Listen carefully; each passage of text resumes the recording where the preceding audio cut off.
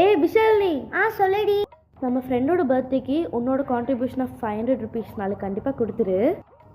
என்கிட்டயே 50 ரூபா தாண்டி இருக்குது. அதெல்லாம் எனக்கு தெரியாது, எப்படியாவது 500 ரூபாய் ரெடி பண்ணுற, அவ்வளோதான். சரி பார்க்குறேன், என்ன பண்ணலாம்.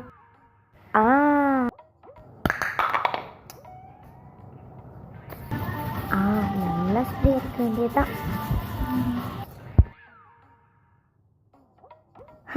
இந்த ரூபாயை கீழே வச்சிட வேண்டியதுதான்.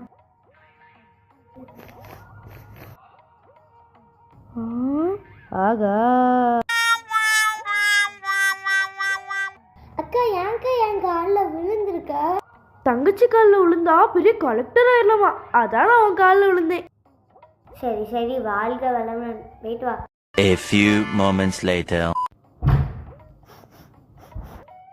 ஆமாம், இது அம்மா டிபார்ட்மெண்ட். இங்கே மட்டும் காசு வச்சாங்கன்னா அம்மா ஆட்டையை போட்டுறாங்க.